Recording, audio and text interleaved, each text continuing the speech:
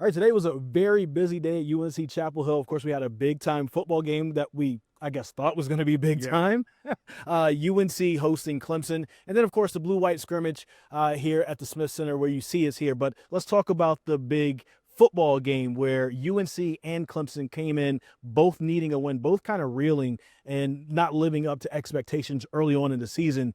And then it was North Carolina falling flat on their face once again. And one of the things I thought was striking, Pat, is that in the middle of the second quarter, the student section cleared out and they were gone. It's like the ludicrous concert should have been at 1:30 in the afternoon.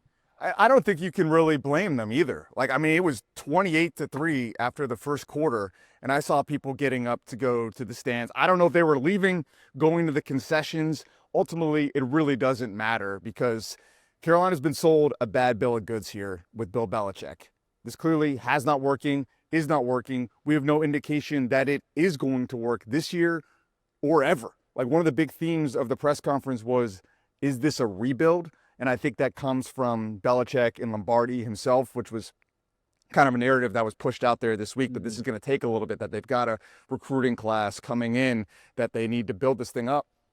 Build what up? Like, this was fine. They were just stalling out. You know, they just needed to take a step forward. They've taken a massive step backward here, Chris, and it's getting bad from to worse. One of the things that I tweeted out during the game, I mean, you said it 28-3, which he's used to 28-3. He's been in 28-3s before, but this time he doesn't come back. 28-3 at the end of the first quarter. Clemson had 253 yards at the end of that first quarter with the score of 28-3. But then the thing that was really striking to me is that when it was 21-3, I tweeted out that Clemson at that point had only ran 11 plays and had 207 total yards and 21 points. It was a really bad outing for a defense. And look, here's the thing. If it is going to be a rebuild, that's fine. I expected Carolina to not have a good record. I did not expect them to not be competitive. And you talk about a defensive coach who has two sons on the defensive side of the ball. That's supposed to be where you guys are thriving at. And the defense was absolutely horrid in that first two quarters. I mean, you didn't even need them to win this game today, right? Like, you just needed to see improvement. Yeah. To your point, competitiveness. In first play from scrimmage for Clemson is a trick play for a touchdown. Okay, that's fine. Like, that's going to happen sometimes. You're going to get out schemed on that kind of play. They clearly saw something on tape, right, as to how Carolina was biting on certain reads. But it's like the little things, right, Chris? It's the body language of the defensive backs after touchdown after touchdown. It's a sideline that has absolutely no juice. I was talking to a source about, like, kind of the past here, like James Madison. We were talking about James Madison. Like, even in the worst moments under Mac Brown, you know, James Madison, some of the other big losses they had, Georgia Tech as a big favorite, you at least saw some fire on the sidelines from guys like Cedric Gray, Kamen Rucker. Where is the leadership on this team? Yeah. I would probably say Jordan Shipp, who wore the Tylee Craft jersey today. Heavy heart there as the team, you know, celebrated his memory. It's been almost exactly a year since his tragic passing. So you're hoping maybe you get some inspired play today from the Tar Heels. You did not get that. You did not get any leadership. And I'm looking at a team right now that appears to be checked out. Yeah. And there's a disconnect from what we're seeing versus what we're hearing from Belichick and the players, where in that press conference, they're acting like everything's fine. Or we just have to play better. We have to coach better. We have to fix our mistakes. And I look at Bill Belichick, I'm like, you got to give us more than that, man. You owe us more than that. With how much we were sold, the 33rd NFL team, how much money it took to get you here, and this is the product, you got to give us more than that. You make a lot of great points right there. And one of the things I think about that you brought up really is just that fire, the difference in what the sidelines look like. Under Mac Brown, those players would have ran through a wall. They would have jumped off a building. It would have done anything for Mac Brown. And you could see the pride in wearing the North Carolina jersey for Mac Brown. Maybe he wasn't as good of a coach situationally. Maybe there are certain things that he could have been a little bit better with over time. But at least you know that his players would come out ready. They'd be prepared. And I'm shocked that we're saying that about a Bill Belichick team. Bill Belichick team isn't ready or prepared to play a football game here. Bye. Off of a bye. You're absolutely correct. And here, versus a reeling opponent, this was a really good opportunity for them to really stick it to Clemson, a team that they were close to falling apart as well because they have a 1-3 start to the season. This was more so like their get right game, and now they have momentum. Where does Carolina go from here when you talk about momentum? Is there any type of momentum to be spoken of? 48-14 TCU, 34-9 UCF, and now I believe the final score here 38-10, and that's not even reflective of the result because the touchdown, garbage time for Carolina. Clemson played their backups in the third quarter, got to a third-string quarterback. I believe there's some walk-ons out there. Now, Carolina played some younger players as well, but Clemson could have named a score. Like we talked about James Madison, they could have dropped 70 if they wanted to. The defense was that listless. I mean, where do they go from here, Chris? I think it could get worse, right? Like I've been talking to a lot of sources. I don't even think you need sources to say what I'm hearing right now is that they are a divided team, a dysfunctional team, an unorganized team. This is a mess behind the scenes. Now, they're presenting it in the press conference like everything's fine, but you don't need unnamed sources to tell you that everything is not fine. You need your two eyes. You could see it on the field. You could see it on the sidelines. You could see it in the body language. You feel it from Bill Belichick. Yeah. Like, it's like you're being gaslit. Him talking to you at the press conference like this was like a New England Patriots game and they're going to make the playoffs and this was just a one-off to the Miami Dolphins on a Thursday night football game. This is a disaster. I don't know if they're going to win an ACC game. Like they've got Cal in 2 weeks. Cal is a good football team. Yeah. Stanford I haven't really watched much of, but I don't have any faith that they can compete in the ACC at all. And right now, their only 2 wins is against a Group of 5 team and an FCS team. Like you're right. They may not get anything. And you're looking at teams like Duke and NC State, the local teams, they might really blow them out the water if they don't get everything together. And I hate the legacy type of talk. But one of the things I was thinking about when I was in the press box watching this game is something that probably is on the minds of everybody as you're watching this. His last few years with the Patriots without Tom Brady were not very good at all. And then now he comes to college and you're thinking that maybe he can kind of step back up and it's still not good. So it leaves you to question, without Tom Brady, is this guy a coach at all? And it really makes Tom Brady start looking like that much better of a quarterback. I'm sorry, Tom Brady, for ever doubting you and saying it was the system and it was Bill Belichick, because now Belichick without him just can't seem to get out the blocks, whether it's in the NFL level or in the college level. And this is something that's really striking to me. I mean, as a Steelers fan, I have to give Bill Belichick his due. He outcoached Mike Tomlin year after year after year in the playoffs. But I think your point remains, and I think it speaks to his age. Yeah. Like, there was certainly a time where this guy had a schematic edge. There was a time when he cut corners and some rules to have that edge documented. New York Jets, Deflategate, make what you want about that. We don't need to hash that out. But he has no edge here in college. They have completely dropped the ball on all of this. So I think going forward, if it does go from bad to worse, Steve Mumark, the new athletic director, is in the press conference. Bubba Cunningham is in there. Chancellor Lee Roberts is in there. Jordan Hudson is in there.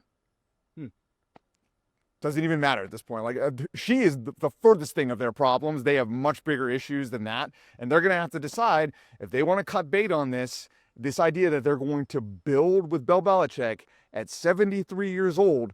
If that's what he wants, if he wants to stay here, because if you're him, he likes coaching, obviously. He's employing his sons. He's employing his friends. Yeah. So to him, he's just going to keep cashing these checks, I think, until they're not cashing anymore. So the ball is going to be in UNC's court, whether they want to move on from this, deal with the buyout, admit, they took a big swing.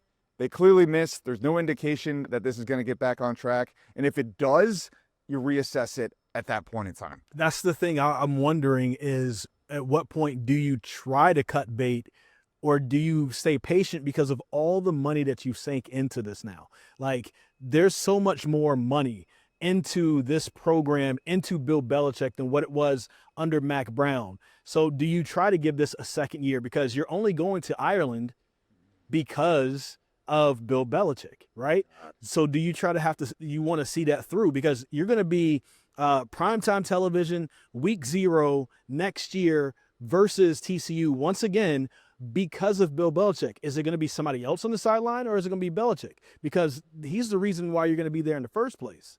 There's a lot to consider for Carolina here. Well, you're going to have some come to Jesus moments with him, and good luck doing that. You ceded all your power to him. Yeah. He's doing whatever he wants. He's giving the recruits he brought in here whatever they want. Like, this whole structure of this thing was flawed from the get-go, as far as the amount of power Belichick has, as far as the amount of power that the transfer recruits have that he brought in versus the Mac Brown era recruits. The whole thing on its face is a flawed setup. So if they're going to make this work, they need to talk to him about improving his staff, making some hard change. I mean, he's going to fire his son? The defense? You got to do what you got to do. Right? He's going to fire his friend Mike Lombardi, who's making over $1 million to bring this roster in the transfer portal. I mean, you know what I mean? Like, these are the things you're going to have to do if he's going to have to come back. Well, speaking of coming back, here at North Carolina for the basketball team, I think this is what everybody's now looking forward to now, because football isn't going the way you probably thought. Pat, one of the things I thought was just immediately striking when I looked is that last year at the blue-white scrimmage I was here, the team was noticeably small. This year they come out and it's like, okay, this is a regular basketball team now. So that's good. So what Hubert Davis wanted to do is, as far as getting bigger in the offseason, he absolutely did that. The team absolutely is a lot bigger. I will say, though, that in what they got in height, I feel like they also lost in guard play, because you don't have Ian Jackson, you don't have Drake Powell here, you don't have R.J. Davis here, and you don't have Elliot Cadeau here. Those guys were, along with Seth Trimble, I mean, honestly, a really good core of guards. It's just that you couldn't rebound the ball, so it looked bad on those guys.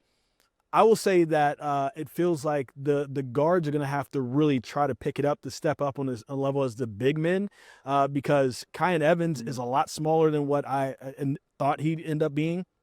Listed as 6'2". Don't know if he's 6'2". And then after that, you have Jonathan Powell. I don't know if he's 6'6". And then you have Jaden Young, who came in, and he looked pretty good today as well. But I don't know if they have quite the same level. It also could be a chemistry thing, because it's early in the season. So I don't want to go too far into what could be the issue for the North Carolina Tar Heels. But I would say that I was a little bit underwhelmed. Maybe I put too high of an expectation on them early on. It's still very early. I could be very wrong. I was a little bit underwhelmed by the guards. But Caleb Wilson is the real deal. He is probably going to be a top 5 pick in the NBA draft last year, and he absolutely put all of that on display today. And it's been a while since UNC's had that caliber of a freshman. Yeah. Now, Drake Powell was one and done. Great player, great all-around talent, but didn't have that kind of like game-breaking offensive skill at the time. Didn't have the kind of like vocal leadership and edge that it seems like Caleb Wilson has. Like, the thing that made him go viral, right, was that quote that came out there that they're coming for everybody.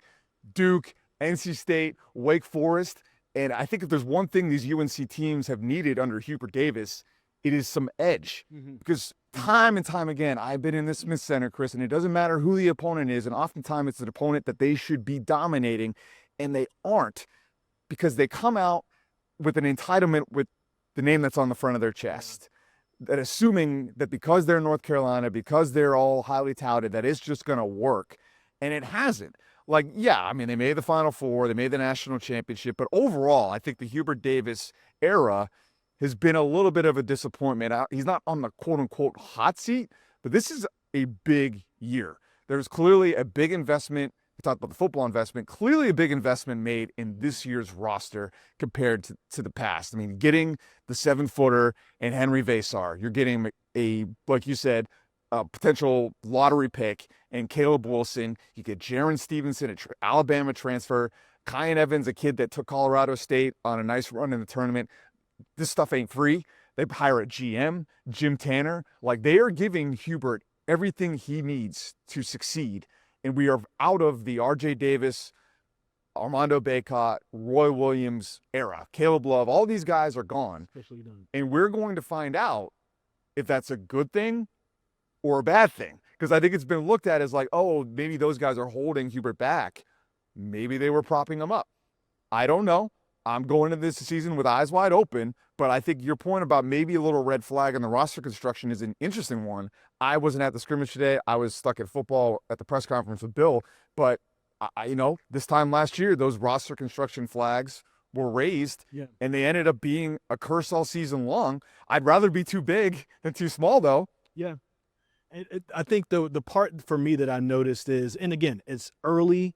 They don't have their chemistry yet, but a lot of turnovers when it came down to trying to facilitate a play, facilitate the ball a little bit. That's on the guards, and it was like the ball was just kind of bouncing around. But once it got inside, once it got to Vasar, once it got to Caleb Wilson, once it got to Jaren Stevenson, once it got to Zayden High, who had a pretty good game, honestly. Yeah, people forget about him. He looked really good. Everything seemed to settle out. They're going to be able to clean up on the glass, but can they get the ball to those guys? I think that's going to be the interesting thing. So when you go against a team that's going to press you, like Duke, like NC State, how are you going to look against those teams when your guards are matching up? That's the only thing that I'm necessarily worried about. I do think they take a step up. And another thing I thought about too is if Carolina is just a smidge better this year than what they were last year, I've had some folks that feel like, Hubert Davis needs to get to the Sweet 16 to save his job. The way things are looking over there with football right now, if he's just a smidge better and just sneaks into the field of 68 right now and gets to the second round, it's like, all right, we got something going around here. And I think I think Bill Belichick has cooled his seat off a little bit, honestly. I mean, people I think are just so looking forward to a reprieve. Like, I was talking to you about this, talking to my wife about this. I'm like, I'm in a funk right now, man. The football in the triangle is a downer. In North Carolina. Include the Carolina Panthers in that conversation. I mean, NC State started so promising, 3-0. Is this team going to be different? They're 3-2. Dave Doran's on the hot seat. I'm just like, oh my God. Like, I don't know if I'm going to make it here, Chris, if we've got to do a Bill Belichick coaching search, a Dave Doran coaching search, followed by a Hubert Davis coaching search. I can't do it. Don't let Manny Diaz go to a really good bowl game too, because then there'll be another coaching search at Duke too. But hey, I'll focus on the positive though. One day at a time here. Play like a champion. Basketball season is clearly here in Chapel Hill, and I'm excited for the season on the whole because the collective group here between this year's Duke team, with the Boozer twins and what they brought back and Isaiah Evans. I think there's a lot of reason to be optimistic about them and what we've seen. We've both gotten a little look at them. NC State, maybe the talent might not be on the level of UNC and Duke, but hold on, the chemistry of Will Wade, man, and what he's cooking, the charisma is not to be reckoned with. Let me stop you right there because I went to NC State's media day. I'll say this. They may not be the most skilled team, but that is a team that I think from just a little bit that I saw would give this North Carolina team a lot of problems. They're big, they're athletic. I think they play very hard, and they have that thing about them. What you said earlier about the entitlement, I think you can get that at Duke as well. I think when we've seen Duke just get smacked in the mouth, a lot of times they just come out, hey, we're Duke, we're going to win. Cooper Flagg gave them that edge last year. Yes. But some of the previous teams, I agree, did not have it. Right. And so I think NC State is a team that could absolutely smack some teams in the mouth. I mean, they're led by Trey Holloman, who's the transfer from Michigan State. He's going to bring some edge there as well. He's not the biggest guy, not the fastest guy, but he knows how to play a tough game. And then once you get Darian Williams on the court, he had Texas Tech transfer, right? Texas Tech transfer. He had a concussion protocol. He should be good now, but so he should be good to start the season. And then also Allen Breed, and then you have Kadir Copeland, who's going to be talking all kinds of mess on the court. Listen, I think NC State's going to give people some problems right now. They're probably not going to – it's not going to look pretty with NC State, but they're going to give people some problems. The reckoning is coming. I mean, Will Wade is a force of nature. I mean, I know Wolfpack fans are so excited that they landed this guy, and you should be, because he brings this combination of that charisma, that cult of personality, and marries it with an analytical approach. Yeah. Like, this guy gets it. Yes. Like Bill Belichick, you don't need to know that he's too old. You just look at Will Wade. Like, the drive that this guy has, what it takes to coach in college today. Like, Will Wade, the chip on that guy's shoulder is massive, and I love it. And it goes to his whole staff. His whole staff is built in his image. You've got all these guys that were overlooked, former managers, not necessarily great players. We can't go with that idea of entitlement. There's zero with that staff, and I think they built the players in that image, but they also built them with analytics in mind, that it was specific skill sets that affect winning, different sizes. So we talk about the roster construction with Carolina. Jim Tanner's brought in. I don't know how much impact that had, I would love to find out more about how they assembled this team, but I know from talking to the NC State staff that they assembled this team with a specific winning vision in mind, and their numbers say they're going to win. Yeah. That's why they're so confident. Yeah. They believe it's like baseball to them. Now, basketball is not as predictive of an analytic sport, so we're going to find out. But I mean, my stock, I'm all in on NC State. I don't know if they're going to make the Final Four, but I think they're going to be. I mean, they could. I think they're going to be a very good team, and a team that you're going to want to root for and watch. They're definitely a tournament team, and possible run in the tournament, possible team to upset your bracket or whatever. But it's going to be interesting to look at all that happening.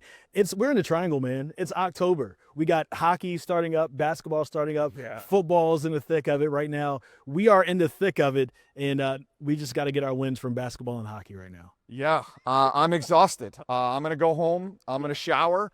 And I'm gonna get back out there tomorrow, Chris. We are athletes on our own way, trying to chase all this down. Yeah. So man, it was a fun day. This is awesome. Like, it's a lot of work, but just looking around right now, I know for people who might be listening on the podcast, we were standing in the middle of empty Dean Smith Center after covering a football game and a basketball scrimmage. I mean, what more can you ask for? Amazing day here in Chapel Hill. Maybe not for the North Carolina Tar Heel football team, but amazing day for us in the sports world. Hey, we're going to have much more. Stay tuned right here on WRALSportsFan.com.